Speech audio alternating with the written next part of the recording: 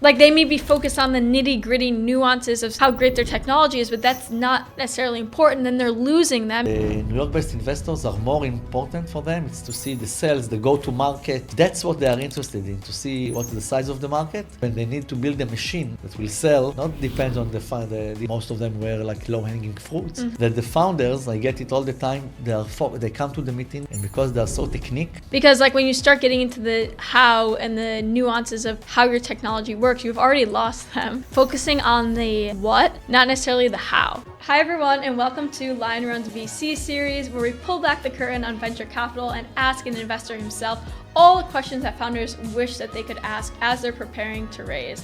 Today I'm excited to be joined by Guy Franklin, the founder of Israeli Map New York, a VC fund bridging the gap between Israeli founders and the New York ecosystem.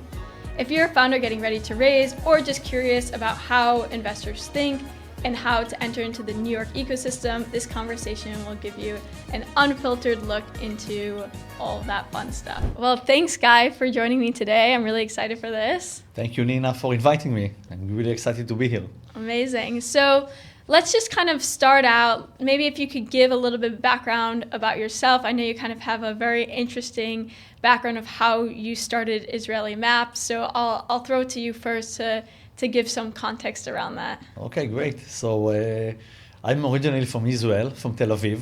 All my life I was there. And then I started to work in EY in Israel. And they started to send me like here and there to New York and to Silicon Valley to audit some of the companies, the Israeli companies that are based here. And after 7 years, I had an amazing opportunity to relocate to New York after 7 years in EY Tel Aviv. It was 13 years ago. I'm based in New York for the last 13 years. Wow.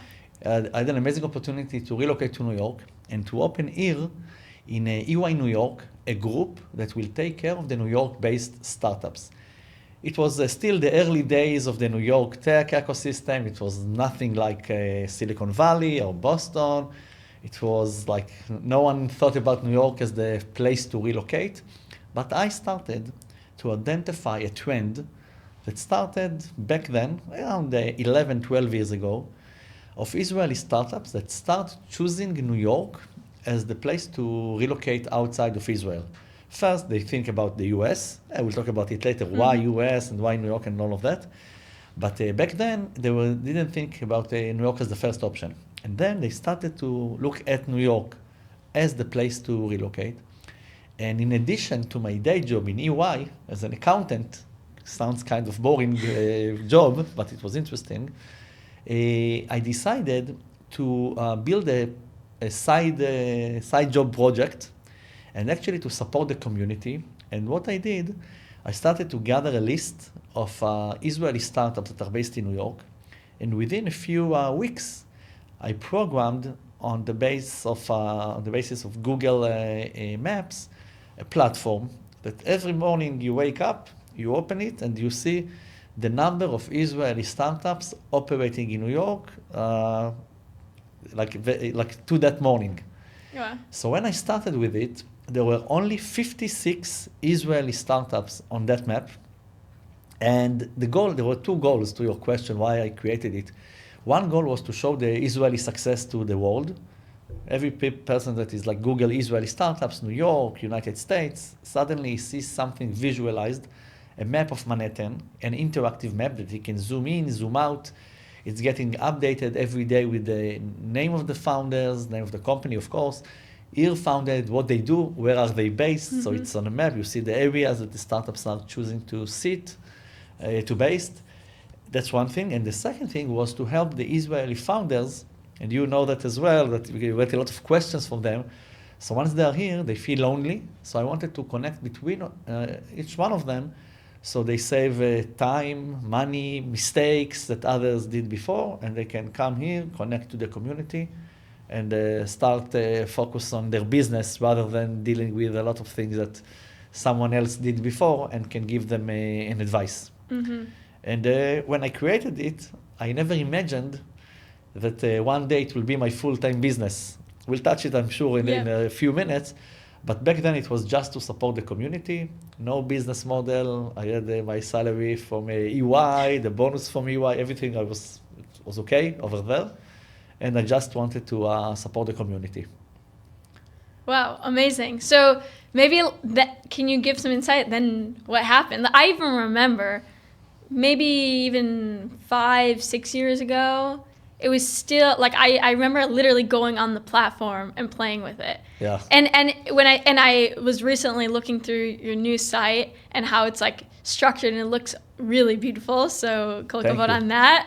But I remember like even 5-6 years ago, like I remember seeing it and it's like dramatically changed. And like you think about it, it's kind of like when you think about like seeing an AOL email like back then, and then you see now, like, you know what I mean? Because you know, at the beginning there's only like a few companies, and like it was kind of on this like older map, and now it's like blown up and it's amazing, and you're doing incredible things. I see all the time, like supporting the ecosystem here.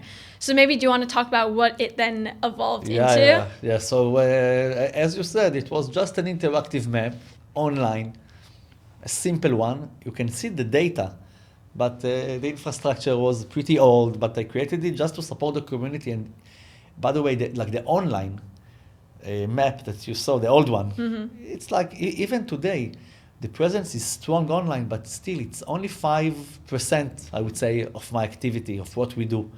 Because online, it's online, it's not connecting real, like the people, face to face.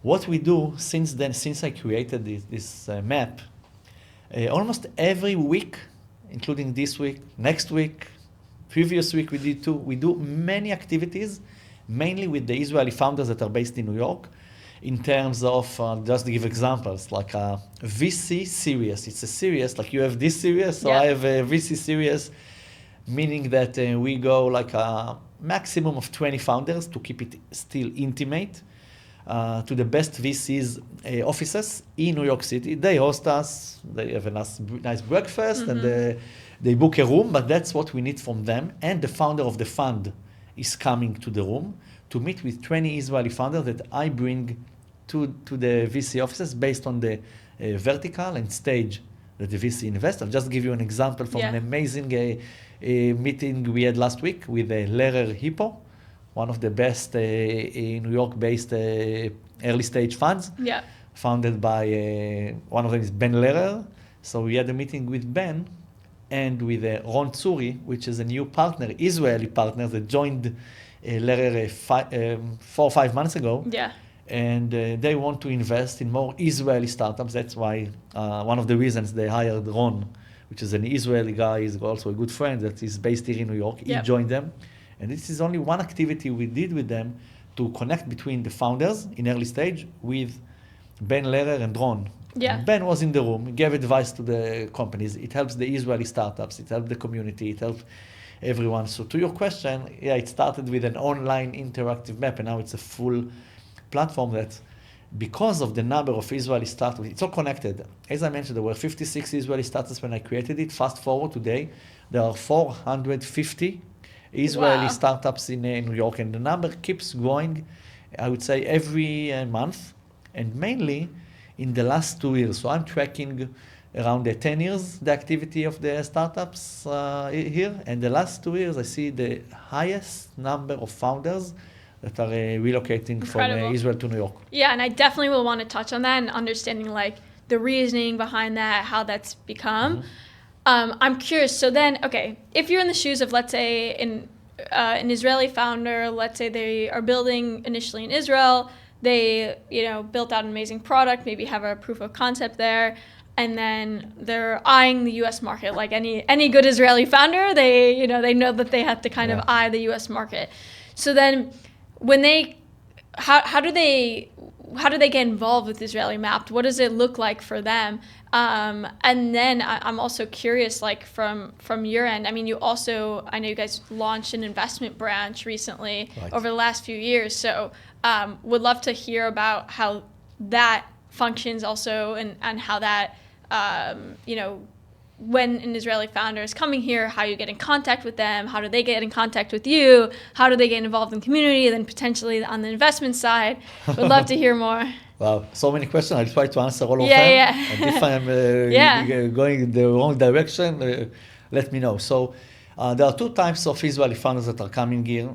The ones that are relocating to New York. And then the best way to be in touch with our community and be invited to all this, to get the value, not only from the VC series, we do things with corporates, meaning potential clients. In cybersecurity, we have a CISO talk series, we call it. So 10 founders max are meeting with leading CISOs. We did it with the CISO of Amazon Prime, CIO of the New York Stock Exchange, CISO of Citibank, amazing CISO of Robinhood, amazing CISOs. And the way to connect is, if you are relocating to it, is to add yourself to the platform, meaning add your information about yourself and the company. That's first step. By the way, I didn't mention that it's crowdsourcing platform, meaning we don't touch it. The companies are adding themselves by themselves. Oh, wow. We just approve or reject, because sometimes it's not a... No, you have funny stories. Sometimes Israeli restaurant, they put herself on the map, or Israeli, there was Israeli jewelry, something. Different businesses that are not technology startups, so we are not approve them, but at the end of the day, it's a crowdsourcing platform. The companies are adding themselves, and then they start to get value, start being invited to roundtables with the VCs, the corporates, CISO if it's in cybersecurity, and also PR opportunities, amazing exposure, because sometimes all the different publications in Israel and New York reach out to me.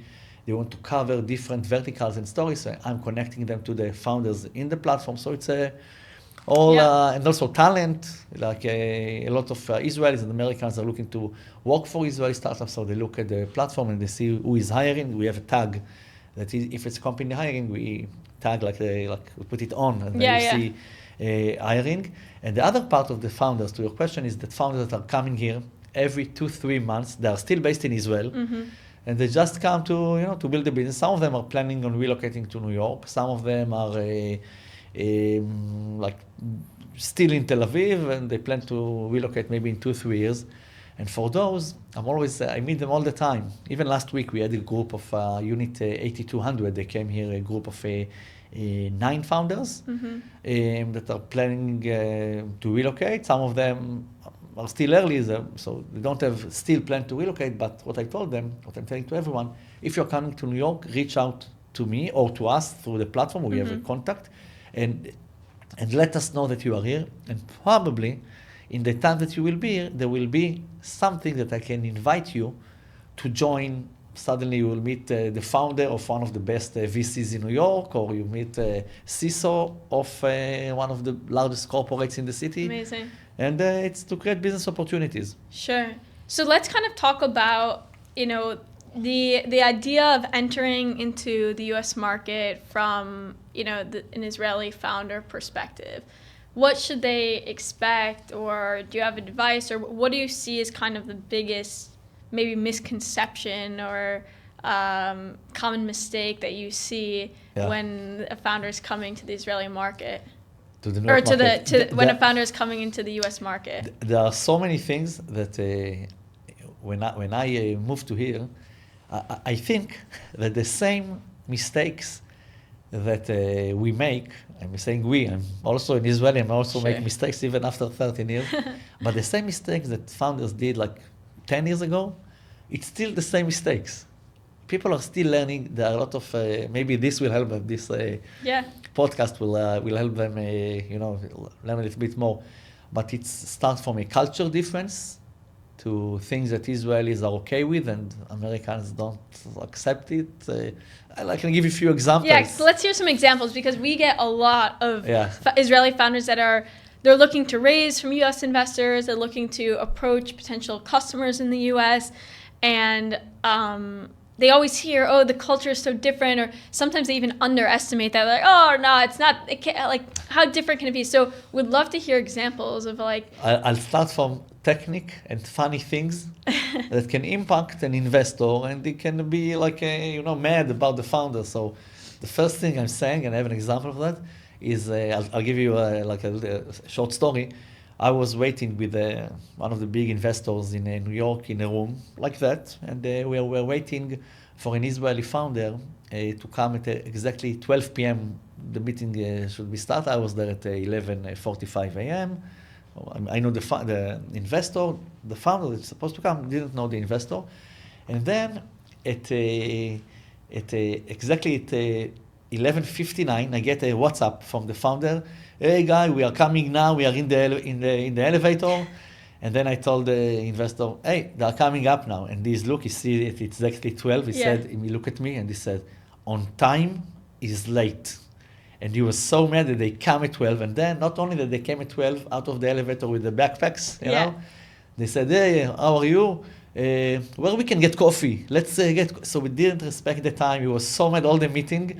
Only because of this small thing that for him on time is late. For them, they came at 12. Okay, now let's go. And they wanted to start the meeting. No, now you came at 12. Now, okay, let's drink coffee. Let's go to the kitchen. We wanted to do it before. It's not. That's a very small example that I like to mention.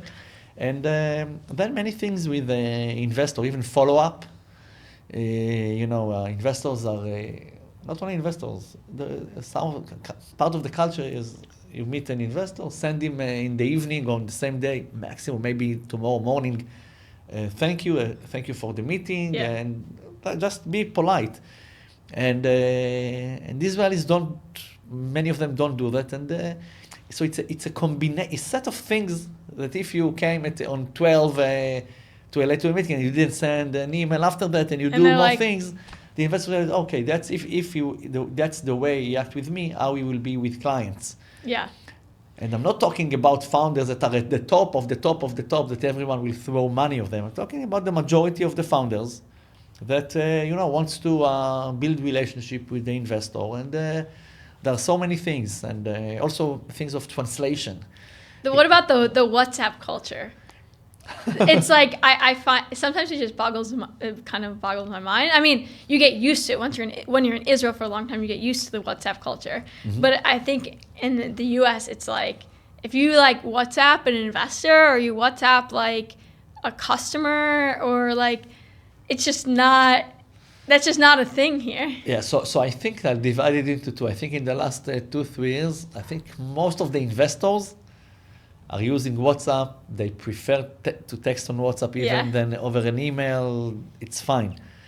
Customers in Israel, you WhatsApp everyone. From like customers to the president of Israel, you WhatsApp everyone. But here, customers, it's different. They have their own, the separation privacy, between work and, yes. But in the investors, I don't think it's anymore. I think the investors, all of them are using WhatsApp as opposed to a few years ago that it was first, so it was only messages. But even not messages, they trying to keep like a borderline between the two. But Israel is like WhatsApp is. It reminds me when WhatsApp was acquired. I think it was in 2014 or 15. For $19 billion by Mark Zuckerberg. Mm-hmm. I was in EY, back then an accountant, and I came to one of the partners I was working with that he knows in US, like all the startups here and the tech and everything. And I saw, he showed me, you saw that for $19 billion WhatsApp? Who is using WhatsApp? What is WhatsApp? I told him, are you kidding me? Like everyone, all the Israelis, so it was 10 years ago.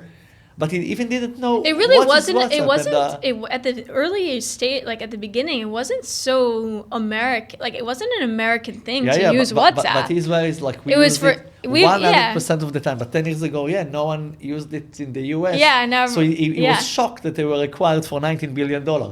So since then, again to your question, now like it's more popular and people are using it as a tool to work. Even myself, I almost don't send emails anymore. Only WhatsApp. Even you invited me through a WhatsApp. Then I saw that you sent me also email. WhatsApp, I replied in 1 minute. No, I haven't replied. Anyway, I also, look, Guy, you've like interacted with and even helped and been involved with some of the most successful Israeli founders that, in general, like that have raised literally hundreds of $millions, have huge companies here in New York.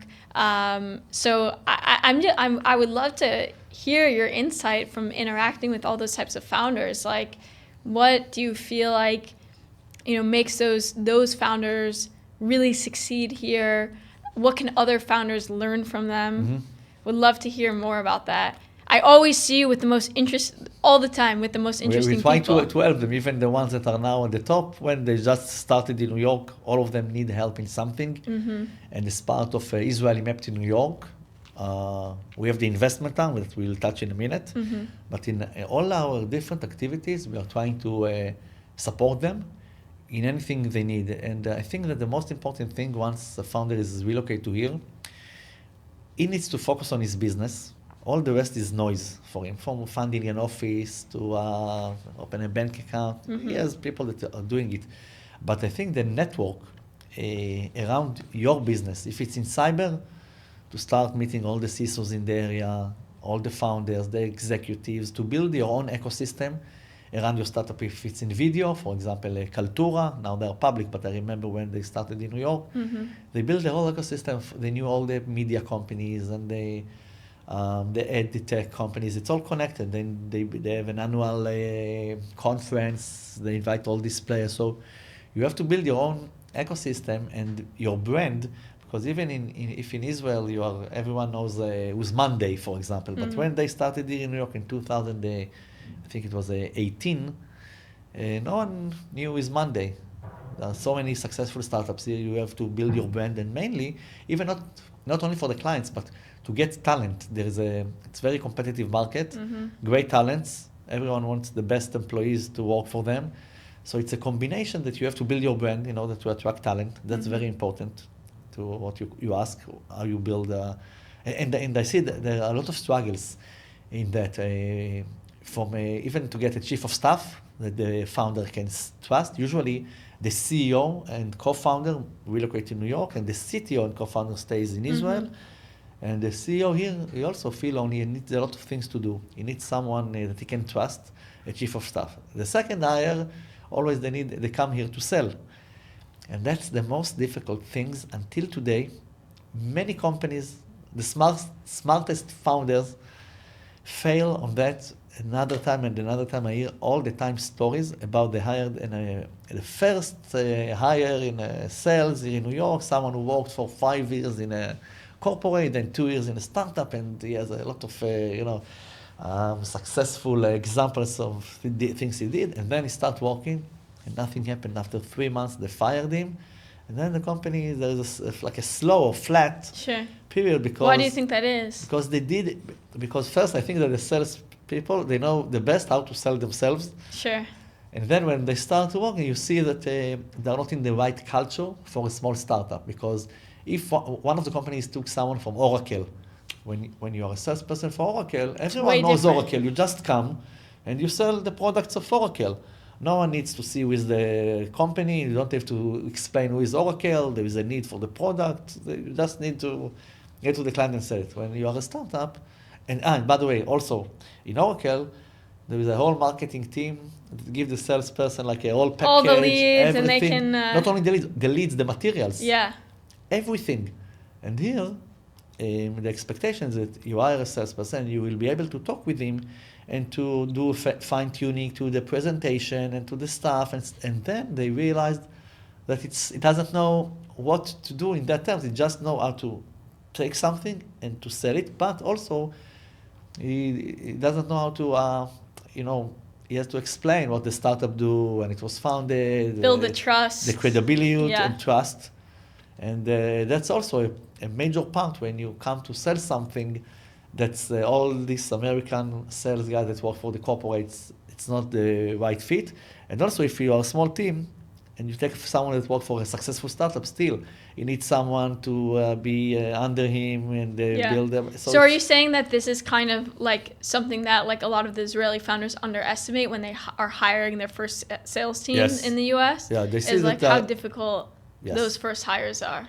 Exactly. First hires are more are the most important things, and you have to invest time in that. And that's what I see. There's another issue, but that's for much more advanced companies. When they hire their first VP finance or CFO, it's a later stage. They usually focus on the business and they ignore the whole part of finance and cash and customers and invoices and all of this, because for them it's an headache that's not interesting. Yeah. But then, when they hire someone, it's a little bit too late, then he comes to the company and see a mess that he has to fix it and go back to the history and investigate what happened with all the agreements. Some of the agreements are not signed by both sides. So it's better also to invest in that if you are planning on selling the company. There will be for future due diligence, you need these materials, or future, but that's only few companies. If you go to an IPO, you have to go back and make sure that all the materials are ready. So that's from the like a finance guy that companies are taking. So this is super interesting, and I also want to touch on you guys have an investment arm too, and the companies the founders that we're talking to all the time, they're like, how can we want to. The goal is to obviously expand into the U.S. market, because the Israeli market, you can't really have a robust company in targeting the Israeli market, and then they want to target U.S. investors, and so I would love to touch on when, let's say, an Israeli founder is speaking to, let's say, a U.S. investor, how can they best convey the vision of how they will expand into this market and integrate into this market when really they don't have that foundation yet, and they're just kind of still themselves trying to figure it out. So if you have any advice or any hot takes or things that you frequently see from the founders that you're speaking with, a lot of times in those initial conversations. Mm-hmm. So Israel is a small country. Most of the founders from day one, they're looking at the US market. Outside, in the whole world, that's the biggest market. And everyone is, in their vision, they are targeting the US market. Also, there's expectations from the investors that invest in them, even from the American, New York-based investors, that once they invest, that the founders, in the short term, will start operating in the US, mainly in New York. Mm-hmm. That's even without saying the founders know that they have to, based in New York, if in the past it was or Silicon Valley or New York, these days, in the last few years, there's no doubt New York is the place. And all of them are targeting, they want to have on the cap table American investors. Mm-hmm. Some of the American investors, when they do the due diligence, they ask the founders in the first meeting, why haven't you raised from a VC in Israel? Because they feel sometimes that maybe they miss something that the Israeli VCs that are in the same culture see in the founder. Maybe the founder is, we can't trust him, maybe he's weird, maybe the market is not big, maybe he has maybe they did a background check and discover something. You'll never know. Sure. Once there's so the combination of having one of the VCs in Israel and then American investor, it's a good combination to have on your cap table, I think. Yeah, we just had a question I had a meeting actually with a founder last week, and he asked that same question. He asked me, he said, if I don't raise from an Israeli VC and I go approach a US investor, will the US investor be skeptical of why didn't I raise from an Israeli fund? I'll tell you something. It's so, it's very individual, and everyone will tell you different question. If it's a strong founder and he has a relationship, not just reaching out of nowhere to an American investor. For example, if someone reaches out to me and I know him, the founder, and he's in Israel, and he haven't raised from Israeli VCs, he tell me I feel strong enough, I want to talk directly with the New York-based VCs, and I'm connecting them, and they see that he's great and stuff like that. So they will not be skeptical. If they are, they will do their background check, and will ask a few people that worked with him in the past. They will ask a few founders from their portfolio companies of the VC, if they know him, and if they see they have a good understanding, they will invest. I think in the past it was more that skeptical, but still there are skeptical because I still get these questions from VCs that reach out to me, friends from New York. Hey, we just met this guy. What do you think about him? And then, by the way, why he didn't raise from anyone in Israel? They didn't want to invest in him. So they ask it. Interesting. All of us are human beings. Sure. It's a question that makes sense that you will ask. Yeah. What about the funds though that are also, there's a lot of funds that have presence in both. Yeah, these funds are doing an amazing job, I think. I have many examples of those. There's like UpWest they have an office in Israel, and like their whole thing is like locating to the US market. Vine has both offices. Yeah, I was just in their office last week. Yeah, like a lot of these funds have. Idan, the new venture partner. They're amazing. But they are doing an amazing job because they have an office in Tel Aviv, and they have a strong base here that can support the companies. So that's the best, I think, like structure in terms of supporting founders. And by the way, that's one of the reasons. It's not that you need an Israeli investor on your cap table for like a 100%. But this VC that you mentioned, okay, they have operations here and there, and there are so many these days.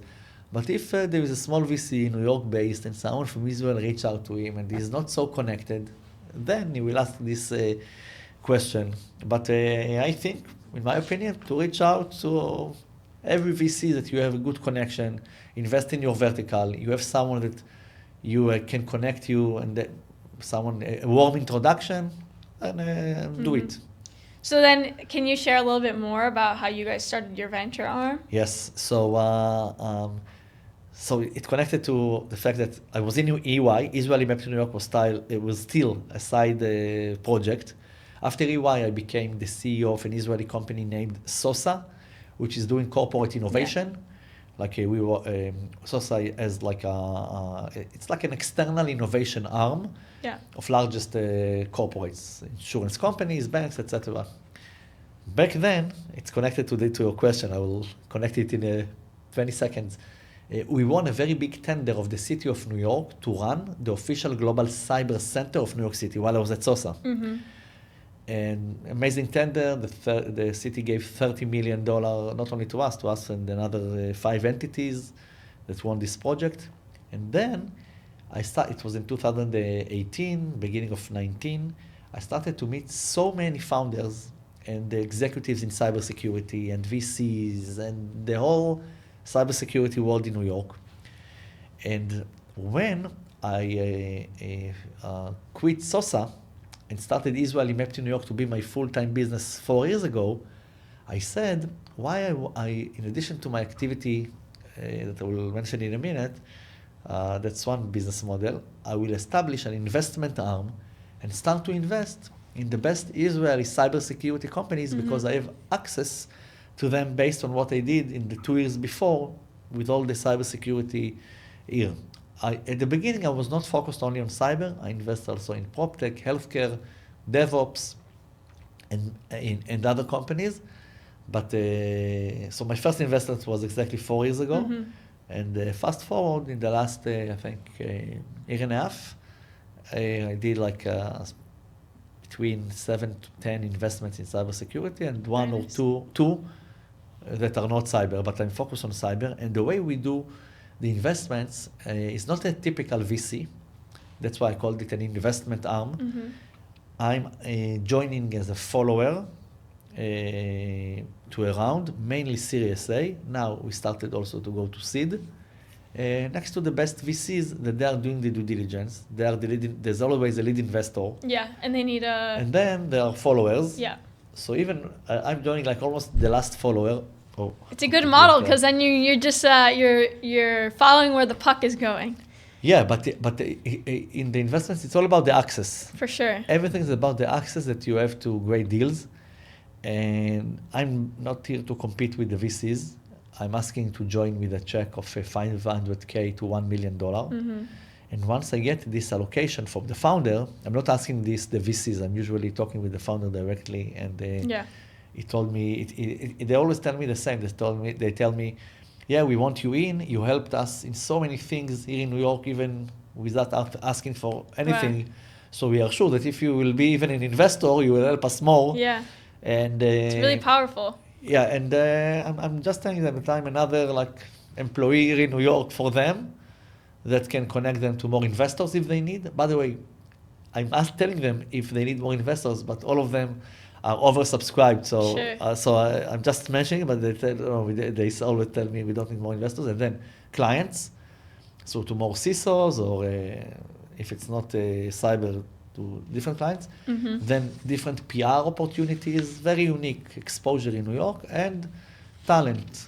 For example, one of the companies I invested in, Gem Security, which was acquired by Wiz almost a year and a half ago. I find them their VP Finance. So I didn't help them with CISOs, but they was looking, the founder, great guy, he was looking for a VP Finance for a few months. He didn't find anyone, so I connected him to someone that she was in my team in EY. Mm-hmm. They get Wow. along, and that's the value. So I'm another person in New York that give them a value, because it's all about the value creation and the access and the relationship you build with the founder. So I did around 15 investors. Mm-hmm. We had already 3 successes. Talon, which was acquired by Palo Alto. Gem, which I mentioned, was acquired by Wiz. And the last one was Synerio, which was acquired 2 months ago by Axonius, which is Very also an nice. Israeli company. Yeah.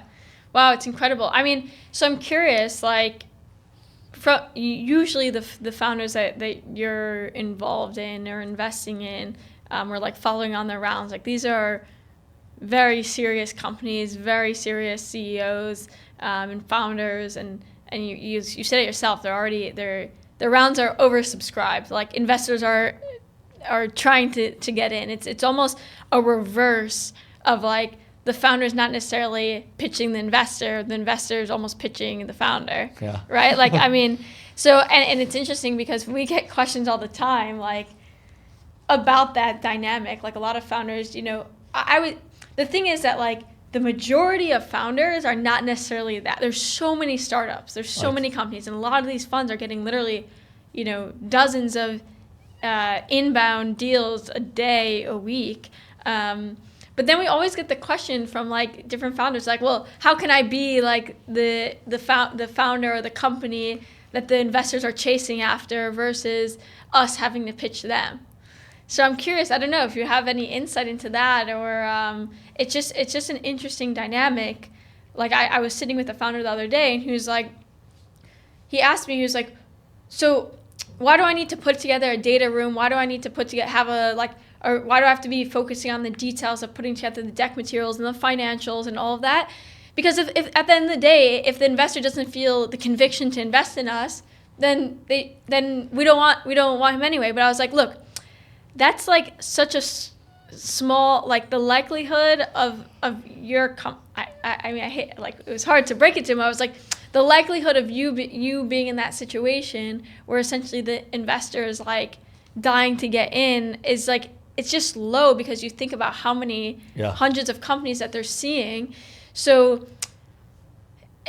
it's kind of like you have to temper their expectations around that, because every founder thinks like their company is revolutionary, like and they're going to change the world and things like that. So how do you temper those expectations? Yeah. So when it's a first timer, who is based in Israel and doesn't know too much about the investors, or the team is not someone exceptional that did something before or had an experience, it's very difficult to raise money. But on the other side, from what I see from all the very early stage VCs, they know that the product will add 2 or 3 time pivots, that they will change everything, and they only look on the talent and the person that is sitting in front of them, because that's the only thing that won't change.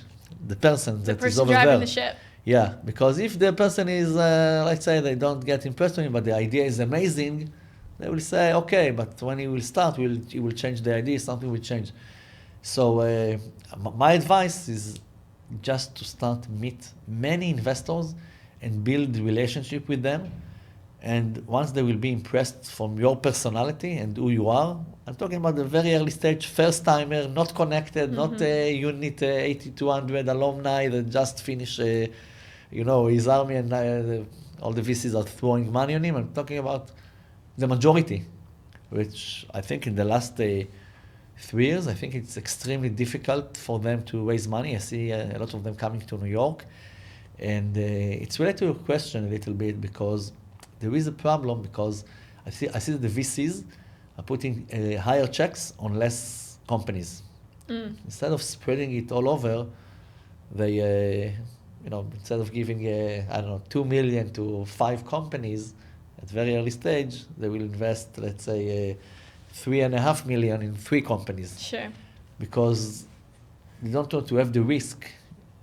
They took pre-COVID, I would say, even that they saw what happened. Like the spray and pray model. Yeah, they want to invest in best starting to bet on founders that already did it and stuff like that, which is pretty difficult for all the others. That's difficult to raise money. And also, it reminds me a point that I was talking yesterday with someone about women founders.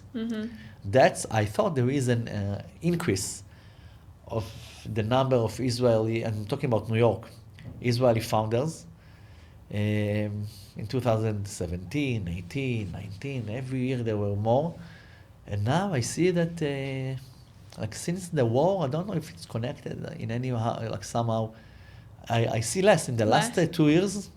Yeah, less women founders. Very interesting. But in general, it's always between 8 to 10% of the founders of the companies are founded by women. Yeah. Yeah. It's interesting. I see. I've been seeing all over LinkedIn Tulu. Yael Shemer and their company. Ishai, Leavi. Yeah, it looks like they just raised killing a few days ago. They closed the Series A. Yeah. And for example, when they relocated to New York, even they just to visit, they came. They seated at Sosa. Yeah. They just came for 1 week, then they go back. Then they came for another week. They just started, and if I remember, they raised back then 800,000. That's it from angels. Yeah. And it was in 2019. So just to see the progress, and I'm good friends with them, and I help them in many things here and there during the way. And to see the progress, it's very nice. You see, there is a women founder. For sure. Yeah. Also, I think I've been seeing this a lot with several companies that are like Israeli companies that are entering the US, where like they're doing an amazing job. And it's a few of them because I see them there's only a select few that I see all the time, like on LinkedIn, but they're doing an amazing job with like the founder-led branding. And on LinkedIn where all the employees are posting like when they're raising, and then you'll see like literally every single post is like about the company's raise or whatever it is, and they're doing a really great job. And I think that's definitely something key for Israeli founders to understand when building a brand in the US. So today, in the last, I would say, year and a half, everyone is talking about personal brand, and that the CEO has to, and by the way, there's a lot of businesses these days around that's the service for sure that they provide. I have in my mind two that are doing it in Israel. Only the personal brand of the CEO.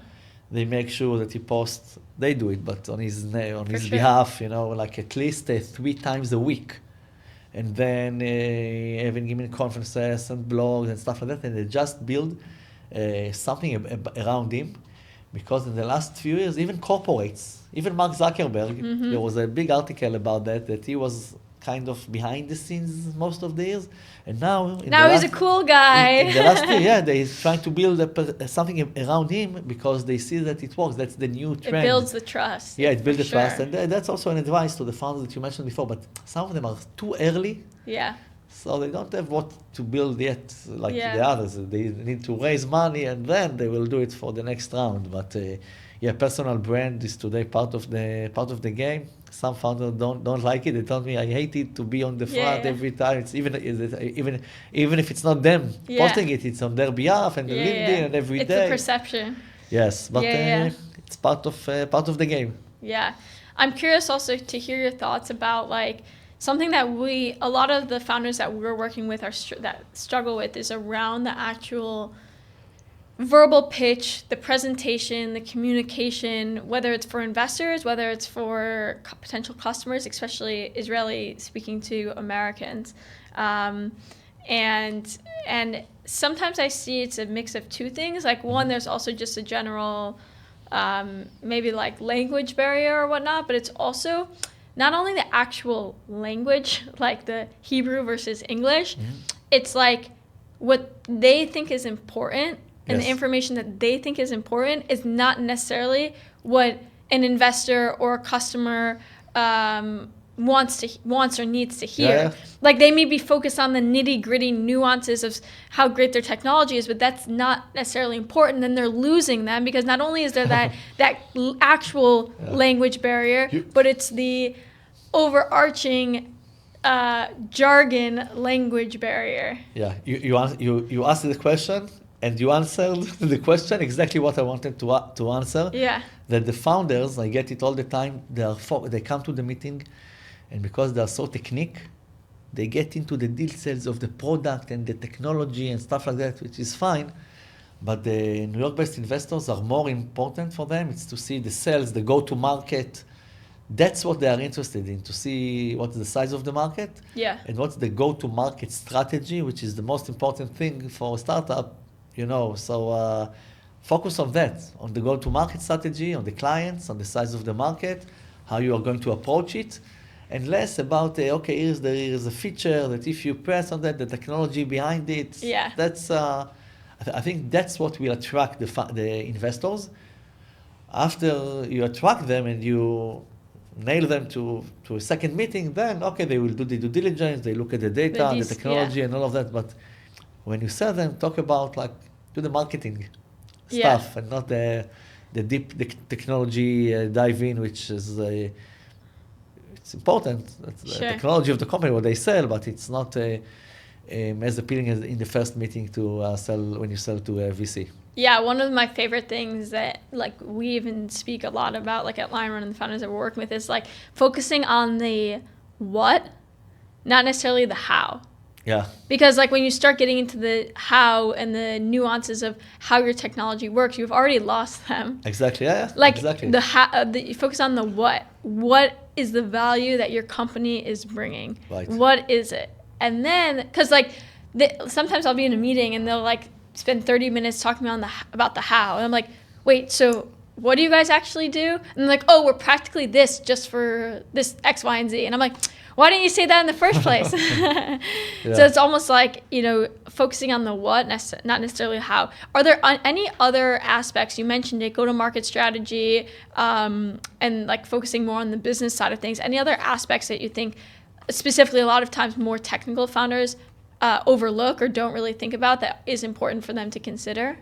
Look, again, usually the founder that is relocating to New York is the CEO. He is supposed to focus on the business, on the sales, and the CTO is back in Israel. When I see the most struggle is between after they raise Series A, and they need to find their go-to-market strategy and scale. That's the critical time that I think that some of them are, fail, and then they have to do a change and the pivot. And then we see a few companies that I see here that raise amazing Series A after a C. They had great first traction from first clients, which most of them were low-hanging fruits. Then when they need to build a machine that will sell, not depends on this client that this guy, and the one that has a base in Israel, and you sell to his branch in New York, and stuff like that. That I think is the critical point that they need help, maybe from people that has experience, that did it in the past, serial entrepreneurs, even not serial entrepreneurs, COO of Israeli companies that based in New York, they did it in their first company from 5 employees to 400 employees, and they are looking to these employees, to these people to come in as outsider consultant or full-time employee to build the machine, the different teams, the customer success, even the HR, the sales, to build the structure, because you have to scale. So you're saying kind of the biggest jump is let's say they were to raise a seed, earlier companies, let's say pre-seed, seed, where they get that initial kind of traction, proof of concept, and you're saying the hardest jump is then being able to translate that into something that's long-term sustainable, that can build to scale, right. and you essentially you work until things break, and then you have to fix them, so then you can get even farther. Exactly. Yeah. If you ask a founder, the difficult stage is always the stage that you are in now, right now. You say as they see it, now that's the most difficult stage to A, but between A to B, I see that it's the real struggles over there.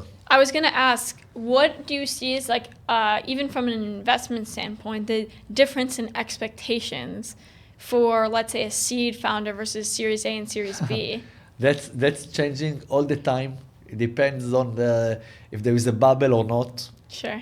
I just was talking to someone yesterday that he told me that now the expectations in a Series A, he looks to see, I don't know, like let's say if it was 2 million ARR, it was in the past it was $500,000, it was also 3 million. Every time it changes, and I think there's now like the beginning. I hope it's not a bubble, but you see like the valuations, zero revenues. Companies are raising like in high valuations, mainly in cybersecurity. Yeah. If you will ask the guys from the cybersecurity, it's not a bubble. It's just evolving. The market is evolving. There are new risks.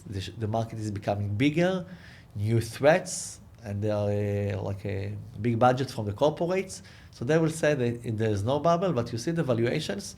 It's kind of crazy, but it's like a wave. Like sure. After 21, we were here. Now it's again like it depends.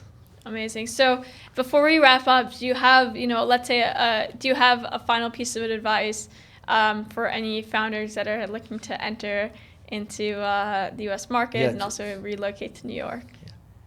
Yeah, I will mention like a simple tip.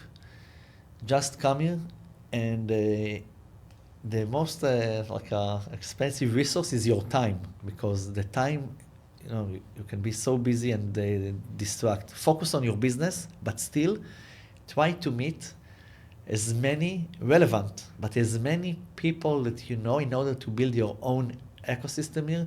Because, everyone is talking about the word that networking. It's a word that most of the founders don't like it even. Networking, for them, it's like, okay, I'll just schmooze with someone. But in New York, it's so important who you know. And once you build an infrastructure of people you know, they will connect you to other people in corporates, or someone will come and they will give you a call. I want you to meet this guy from this private equity, from this VC. I just met with someone from Stripe, from that. You have to meet many people in New York ecosystem, because your network is your... net worth. Yeah, I didn't want to finish with this slogan, but it's very important to build your network. All the other tips, I don't want to give tips. People need to focus on their business and build their own network, that the business will come out of that network. The investment, the clients, everything. Yeah, I think really wherever the founder is, it's building that ecosystem. There's so many, whether you're in Tel Aviv or whether you're in New York, there's so many amazing resources. Yeah. Like what you're doing at Israeli Math. It's just a matter of tapping into that and taking advantage of it and putting yourself out there, focusing on what's important, but also being able to put yourself out there in a way that like it's a compound effect. The more that you put yourself out there, the more you connect with people. Like, you never know who's going to then connect you to your, maybe co-founder, COO, CTO, whoever it may be, your, first huge client. So I think it's super, super important. And I absolutely love what you're doing. It's Thank you so much. Amazing work. So keep it up. And it's going to be, amazing to see how, we see all the next wave of Israeli unicorns, hopefully, that comes. So thank you so much, Guy. I really appreciate it. Thank you, Nina. It was a pleasure.